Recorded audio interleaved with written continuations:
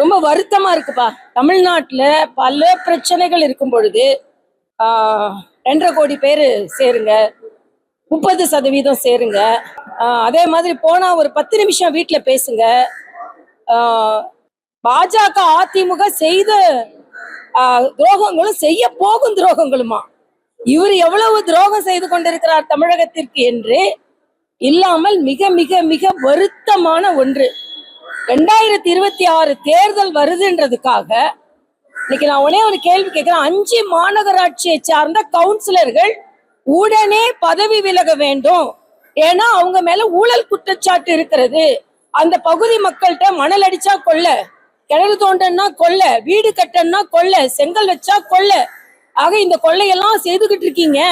அதனால எல்லாரும் ஒரு மாசத்துக்குள்ள பதவி விலகணும்னு யார் சொல்றா? முதலமைச்சர் சொல்றார். அப்ப இவ்வளவு நாள் இந்த கொள்ளடிச்சதெல்லாம் மக்கள் பார்த்து துன்பப்பட்டு கொண்டுதானே இருந்தாங்க. அப்ப உங்களுக்கு ஓட்டு வேணும்னு உடனே அவங்களாம் பதவி விலகணும். இவ்வளவு நாள் அந்த ஊழலை செய்து கொண்டிருந்தார்கள் என்றுதானே அர்த்தம். அதனால இன்னைக்கு பதவி விலக வேண்டும் அவர் சொல்றார். சில மாவட்ட செயலாளர்களை பதவி விலக சொல்கிறார்கள். மதுரையில மண்டல் தலைவர்கள் அத்தனை பேரையும் பதவி விலக்கினார்கள். ஆக எதுவுமே ஒழுங்கா நடக்கலை என்பதை முதலமைச்சர் வாயில் இருந்தே ஒவ்வொரு நாளும் வந்து கொண்டிருக்கிறது. இன்னைக்கு மிகுந்த வேதனையாக இருக்கிற ஒன்று மணல் கடத்தல். மணல் கடத்தல்ல 1000 ரூபாய்க்கு கிடைக்க வேண்டியது 4000 ரூபாய் ஆயாச்சு.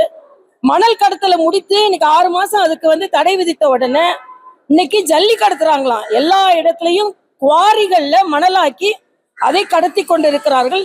எல்லாவற்றுக்கும் வேதனை. மற்ற மாநிலங்களுக்கு கடத்துவது போக இங்க மால்டீவ்ஸ் போன்ற பல இடங்களுக்கு கடத்த ஆரம்பித்திருக்கிறார்கள். இதுவும் மிக மிக வேதனையான ஒன்று. மணலை கடத்துறது மட்டும் இல்லாம இப்ப சிறுநீரகங்களை கடத்தி இருக்கிறார்கள். இன்னைக்கு சிறுநீரக மாற்று அறுவை சிகிச்சை முறைகேடு நாமக்கல்ல கண்டுபிடிக்கப்பட்டு இருக்கிறது. உடனே சுகாதாரத்துறை அமைச்சர் சொல்ல நாங்கெல்லாம் கண்டுபிடிச்சிட்டோன்னு. அது மட்டும் இல்ல, வெளிநாட்டினருக்கு நமது உறுப்புகள் மாற்று அறுவை சிகிச்சை மூலம் வைக்கப்பட்டு இருக்கிறது. இன்னைக்கு திராவிட முன்னேற்ற கழகத்தை சார்ந்தவர் நடத்தும் ஒரு மிகப்பெரிய பிரம்மாண்டமான மருத்துவமனையில் வெளிநாட்டவரை சார்ந்தவர்கள், நம்ம நாட்டோட மாற்று அறுவை சிகிச்சை விதி என்ன சொல்லுதுன்னா, எந்த மருத்துவமனைக்கு 2 ஆர்கன் கிடைக்குதோ அதுல ஒன்று அந்த மருத்துவமனை வச்சுக்கணும், இன்னொன்றை இன்னொரு பேருக்கு கொடுக்கணும். அது நம்ம மாநிலத்தை சார்ந்தவராக இருக்கணும், நம்ம ஊரை சார்ந்தவர். அப்படி இல்லைன்னா வேற மாநிலத்துக்கு போகலாம், வேற நாட்டுக்கு என்று சொல்லல. ஆக மிகப்பெரிய ஊழல் நடந்து கொண்டிருக்கிறது. எல்லா இடத்துலயும் பிரச்சனை நடந்து கொண்டிருக்கும் பொழுது ஸ்டாலின் சொல்றாரு ஒரு வீட்டுக்கு போய் 10 நிமிஷம் பேசுங்கன்னு. 10 நிமிஷம் இல்லைங்க, 100 நிமிஷம் பேசினாலும் திமுகவை மக்கள் நம்ப தயாராக இல்லை என்பதான் எனது கருத்து. அதாவது ஒரு மாபெரும் தலைவரை இந்த அளவிற்கு கொச்சைப்படுத்த முடியும் என்றால் அப்புறம் நாம சொல்லணும்னா அவங்கவுங்க தலைவர்கள் எதோட இருந்தாங்க நம்ம எப்படி சொல்ல முடியும்? ஆக முதலில் இன்னைக்கு ஒரு சிவா சொல்றாரு, பேசுறத அப்படியே விட்டுணுமா, பேசுறது தப்புன்னு சொல்லல, பேசுறத விட்டுணுமா. அதே மாதிரி முதலமைச்சர் அவர்களும் ஒரு தலைவரை களங்கப்படுத்திட்டாருன்னு சொல்லல, இதில் குளிர்காய பல பேர் காத்திருக்கிறார்கள், அதனால் பேச வேணாமா. அப்ப எல்லாத்துக்கும் உங்க ஓட்டுக்கு தான் பயம், நாட்டுக்கு பயம் இல்ல. காமராஜருக்கு பத்தி மதிப்பில் உங்களுக்கு அக்கறை இல்லை. காங்கிரஸ்காரர்கள் ஓட்டுக்காக இன்னும் ஒட்டி கொண்டிருக்கிறார்கள் என்பதை விட கேவலம் எதுவும் கிடையாது. ஒரு மாபெரும் தலைவரை கொச்சைப்படுத்தி கொண்டிருக்கிறார்கள். இன்னைக்கு அதுல வேற நான் ஏற்கனவே ஒரு பதிவு போட்டேன். அவங்க கொச்சைப்படுத்துறது மட்டும் இல்லாம அவங்க இணையதளவாசிகள் அவர் படுத்திருந்தோட ஏசிய பாருங்க, அவர் இருக்கும் போது ஏசியில தான் இருந்தாரு அப்படின்லாம் சொல்லும் போது மிக மிக வேதனையான ஒன்று. இதற்கு திராவிட முன்னேற்ற கழகமும் காங்கிரஸும் பதில் சொல்லிதான் ஆக வேண்டும். இல்ல, அதாவது நீங்க சொல்ற யார எந்த நேரத்துல எப்படி குறிப்பிடுகிறீங்க நான் கேக்குறேன். காமராஜரை பத்தி சொல்றதுக்கு உங்களுக்கு வேற எதுவுமே இல்லையா? எதுவுமே இல்லையா? நீங்க அவருக்கு நான் சமாதி கட்டினேன் அப்படின்னு சொன்னா பீச்சில் கொண்டு வச்சீங்களா? காமராஜர் இறக்கும் போது எனக்கு தெரியுங்க, நான் ஸ்கூல் படிச்சுட்டு இருக்கேன். ஒரு முதலமைச்சரா இருந்து அது கூட செய்யலன்னா எப்படி?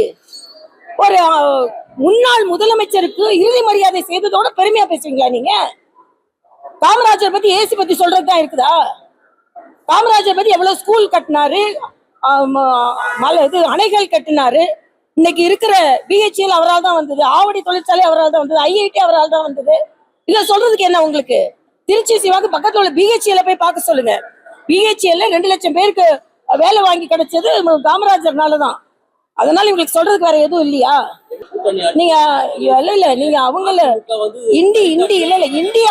இந்திய அலையன்ஸ்ல செல்வ பெருந்தகை சொன்னார்ல, அண்ணன் திருச்சி வேலுசாமி சொன்னார்ல, எங்களுக்கு கூட்டணியில வேணும்னு இன்னைக்கு திருமாவளவன் கேட்டுக் கொண்டிருக்கோம்.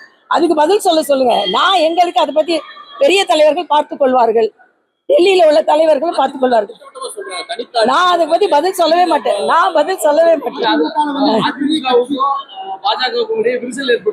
ஒரு விரிசலும் இல்ல, விரிசலே இல்ல. அண்ணன் எடப்பாடியார் மிக தெளிவாக சொல்லிவிட்டார்.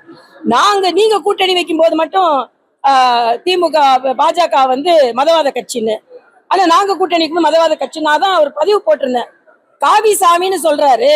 அப்ப காவி கலைஞர் ஆனாரு 1999ல. காவி பாலு, காவி ராசா, காவி மாறன். ஆக நீங்க காவி அடிச்சிட்டு இருக்கும்போது ஒண்ணும் இல்ல. அப்பட்டமான ஓட்டு அரசியலை திராவிட முன்னேற்ற கழகம் முன்னெடுக்கிறது, அவ்வளவுதான். ஆக பல பிரச்சனைகள் இன்னைக்கு எல்லாரும் ஜாக்டோஜியோல ஆரம்பிச்சு இன்னைக்கு அங்கன்வாடி ஊழியர்கள், இன்னைக்கு இடைக்கால ஆசிரியர்கள், மருத்துவர்கள், எல்லா குழந்தைங்களை கீழே படுக்க வைக்கிறாங்க. பிறந்த குழந்தைங்கள இன்னைக்கு நான் கேட்கிறேன், 10 நிமிஷம் பேசுறதுக்காக திராவிட முன்னேற்ற கழகத்தை சார்ந்தவர்கள் வீடு வீடாக வரப்போகிறார்கள். அந்த வீட்டு அம்மா கேட்கணும், டாஸ்மாக ஒழிக்கிறீங்களா என்னாச்சு? அந்த வீட்டு பையன் கேட்கணும், கல்வி கடனை ரத்து பண்றேன்னு சொல்றீங்களே என்னாச்சு? அந்த வீட்டு ஐயா கேட்கணும், பழைய ஓய்வூதிய திட்டம் கொண்டு வருவீங்களேன்னு என்னாச்சுன்னு பெரியவர் கேட்கணும். அந்த வீட்டுல உள்ள சின்னவர்னா நான் உதயநிதியை சொல்லல, அந்த வீட்டுல உள்ள சின்னவர் கேட்கணும், மாசம் ஒரு முறை ரீடிங் எடுக்கிறேன்னு சொன்னீங்களே என்னாச்சுன்னு கேட்கணும். அந்த வீட்டு அம்மா இன்னொரு கேள்வியை கேட்கணும், 100 ரூபாய் மானியம் கொடுக்குறீங்களே கேஸுக்கு என்னாச்சுன்னு கேட்கணும். ஆக இவங்க 10 நிமிஷம் இவங்க போய் சொல்றதுக்கு பதிலா அந்த வீட்டு அம்மா, ஐயா, அக்கா, தங்கச்சி, தம்பி எல்லாத்துக்கும் நிறைய கேள்வி இருக்கு. அதனால ஸ்டாலினுக்கு 10 நிமிஷம் போதாது. போய் கேள்வியை வாங்கிட்டு வர போறீங்க, கேலியையும் வாங்கிட்டு வர போறீங்க. ஓட்டு நிச்சயமா திமுக கூட்டணிக்கு கிடையாது. 78 லட்சம் பேரை லட்சாதிபதி ஆகி இருக்கிறார்கள் மகாராஷ்டிராவில் பாஜக கூட்டணி அரசு. ஆக உங்களை லட்சாதிபதி ஆக்கணுமா? உங்களுக்கு 1000 ரூபாயை கொடுத்துட்டு ஒரு கணக்கு என்ன சொல்றதுன்னா, ஒரு வீட்டை ஐயா போய் டாஸ்மாக்ல குடிச்சாருன்னா அதுக்கு 6000 வேணுமா? ஆக 1000 ரூபாயை கொடுத்துட்டு டாஸ்மாக் மூலமா 6000 புடுங்குறாங்க. இதுதான் இன்னைக்கு ஸ்டாலின் கொடியை பிடிச்சிட்டு நின்னாரு வீட்டு முன்னால. சகோதரி கனிமொழி சொன்னாங்களே, நாங்க வந்தா டாஸ்மாக் நீக்கிடுவோன்னு. அதனால இந்த 1000 ரூபாய் கொடுத்துட்டு உங்ககிட்ட இருந்து 10,000 ரூபாய் புடுங்குறாங்க. இதை சகோதரர்கள் முதலில் புரிந்து கொள்ள வேண்டும். பாஜக அரசு மாதிரி உங்களை லட்சாதிபதியா கொடுக்கட்டும், ஆனா இப்ப டாஸ்மாக கட்டுப்படுத்துவாங்க. நாங்க கூட இருக்கிறதுனால கட்டுப்படுத்த வைப்போம். எங்க இருக்கு? ஆமா, அங்க இவ்வளவு டாஸ்மாக் இல்லையே, இவ்வளவுக்குள்ள இல்லையே. இல்ல, டாஸ்மாக்ல கட்டுப்படுத்துவோம். நாங்க கூட இருக்கோம்ல, அண்ணனும் சேர்ந்து நாங்க கட்டுப்படுத்துவோம். அதுக்கு திட்டம் வச்சிருக்கோம். ஓட்டு போடுங்க நாங்க சொல்றோம். ஸ்டாலினுக்கு போட்டீங்க இல்ல நீட்ட கொடுக்கட்டுங்க, 1500 ரூபாய் கொடுக்கட்டும். 1500 ரூபாய்க்கு மேல அந்த பெண்கள் கையில இருக்கிற மாதிரி நாங்க திட்டம் கொண்டு வருவோம். ஸ்டாலின் மாதிரி கொடுத்துட்டு முன்வாசல்ல கொடுத்துட்டு பின்வாசல் புடுங்கிறதுக்கு நாங்க இல்லைங்க. நாங்க எல்லாரும் சேர்ந்து இருக்கோம். அதனால நிச்சயமா நல்லாட்சி நடக்கும். இத்தனை மாநிலங்கள்ல நாங்க நல்லாட்சி நடத்திட்டு இருக்கோம்ல, இத்தனை மாநிலங்கள்ல என்டிஏ ஆட்சி நடக்குது இல்ல, அதே மாதிரி தமிழகத்திலயும் நல்லாட்சி நடக்கும். இல்ல, மது விலக்கு கொண்டு வரதா இல்லையான்றது அது அங்க உள்ள கட்சி தலைவர்லாம் போய் இல்ல ஒரு நிமிஷம் அங்க உள்ள தலைவர் போய் அங்க உள்ள இல்ல ஒரு நிமிஷம் அங்க உள்ள தலைவர் போய் கொடியை பிடிச்சிட்டு எதிர்கட்சி தலைவரா இருக்கும் போது போய் நிக்கலைங்க, யதார்த்தமா இருந்தாங்கங்க. ஆனா இங்க ஸ்டாலின் போய் நின்னாரா இல்லையா நான் கேக்குறேன். அதுக்கு பதில் சொல்லுங்க. தேசிய ஜனநாயக கூட்டணிக்கு எந்த கட்சி வந்தாலும் அது பிரம்மாண்டமான கட்சி. அதாவது நீங்க வார்த்தையில நீங்க விளையாடாதுங்க. இல்ல, அப்படிலாம் சொல்ல முடியாதுங்க. அவர் அந்தந்த தலைவரோட அந்த பேரை தான் சொல்ல முடியும். ஆக இன்னைக்கு நான் பிரஸ் மீட் முடிச்ச உடனே ஏதாவது பிளாஷ் நியூஸ் வராதான்னு கேட்காதுங்க. பிரேக்கிங் நான் கொடுக்கவே மாட்டேன். நிச்சயமா பிரேக் ஆகாது எதுவுமே. ஆமா, நார்மலா பிரேக் ஆகிற மாதிரி நான் கொடுக்கவே மாட்டேன். பிரேக்கிங் கிடையவே கிடையாது.